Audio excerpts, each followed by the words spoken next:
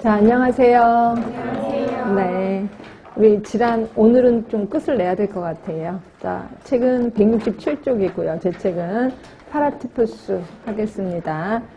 자, 파라티푸스는 그렇게 나오진 않아요. 근데 얘는 이제 장티푸스랑 좀 비슷해서 이제 그렇게 비슷하게 하시면 돼. 그럼 우리 장티푸스는 이미 배우셨거든요. 장티푸스는 설사야, 변비야. 변비 쪽에 가까워, 설사 쪽에 가까워? 예, 변비. 근데 얘는 설사 쪽이고요. 그럼에도 불구하고 장천공이 이제 조금 의심되기도 합니다. 그러니까 그런 면에서는 비슷해, 장티푸스랑, 장천공이랑. 그리고 우리, 장티푸스 하면은, 소화기의 감염병이고, 그래서 회복기 보균자가 많다. 그래서 항생제 종료 후에 몇 시간이 지나서?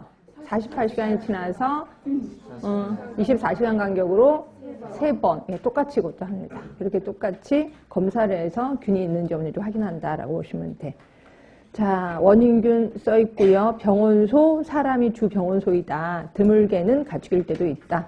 자, 전파 경로, 이것 역시 소화기계니까 이제 대변으로부터 전파가 되는 거고요. 자, 오염된 음식 얘기했습니다. 그리고 주요 증상 보시면 장티푸스보다 약한 증상이다. 그런데 설사 쪽입니다. 여기는 변비가 아니라. 그리고 복통이고 그럼에도 불구하고 장천공이 가능하다라고 되어 있습니다. 그러니까 장티푸스랑 좀 비교해서 외우시는 게 좋고요.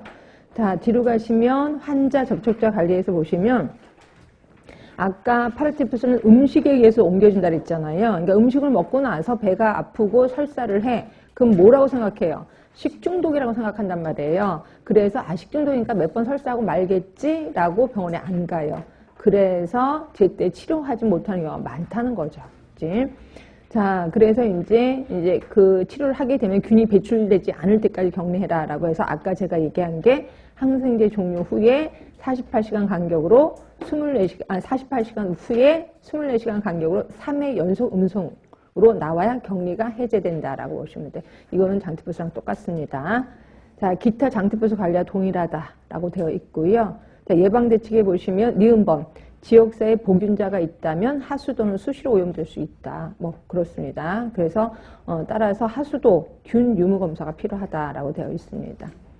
자, 파라티푸스는 이렇게 장티푸스랑 비교해서 외우시면 되고, 그리고 이제 파상풍. 자, 파상풍은 얘는 은근히 좀 나옵니다. 파상풍. 그러니까 파상풍 균은 땅 속에서 뭐 들리는 말에 의하면 1000년도 산다는데 그건 좀 약간 오바고 땅 속에서 오래 산단 말이에요. 그러다가 내가 심하게 넘어졌어. 그래서 찢어졌어. 그 상처를 통해서 들어올 수도 있는 게 파상풍이라고 하는 거고요.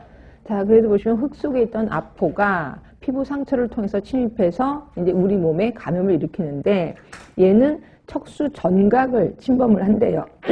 결국 신경 쪽으로 가는 겁니다. 그래서 신경 독소고 얘가 이제 특이한 증상을 일으키는 거죠. 그치? 우리나라는 꽤나 많았었습니다. 왜냐하면 예전에 애기 자를 때, 애기 그 탯줄 자를 때 소독되지 않은 가위 또는 어떤 때는 뭐 이도저도 없어 지금 급해 그러면 아빠가 이로 끊어지기도 했답니다. 예전에는. 그래서 그러다 보니까 걸리는 게 요거다라고 보시면 될 것 같고요.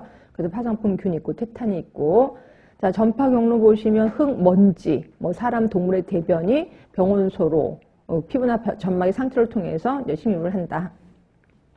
자, 니은번에 보시면 깊은 관상통, 자상이라는 건 찢어진 상처를 얘기하는 겁니다. 여기를 통해서 들어가는 거죠. 또는 미국에서는 마약 중독자가 수시로 맞을 거 아니에요. 이로 인해서 오기도 한다라고 되어 있습니다. 자, 잠복기 3주까지도 갑니다. 그리고 사람에서 사람으로 전염되는 일은 없는 거고요. 그리고 특히 녹순못, 흙에 널리 분포되어 있는 게 얘다. 그래서 보통 15년 이상 균이 생존하네요. 보통은. 자, 이렇게 해서 얘가 내 몸에 들어오면, 자, 몸이 과긴장해요. 하이퍼토니아예요. 그래서 어떻게 긴장하냐면, 이렇게 되는 거죠. 사람이 뻣뻣해져요. 뻣뻣해지는데, 이게 머리고, 이게 다리고, 이게 등입니다. 이게 배고요. 그래서 이렇게 완전히 뒤로 활처럼 흰다라고 보시면 될 것 같고요. 이렇게 몸이 강직이 돼요. 이렇게 있고, 그러니까 온몸이 딱딱하게 굳으니까 바늘로 찔러도 들어가지도 않을 정도로 딱딱하게 굳어진다라고 보시면 돼.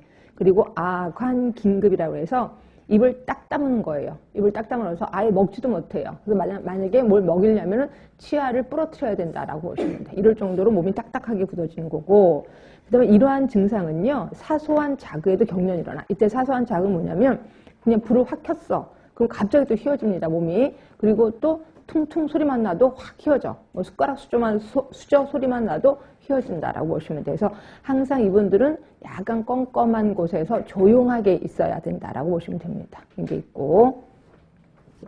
그 다음에 류혈본에 보시면 안면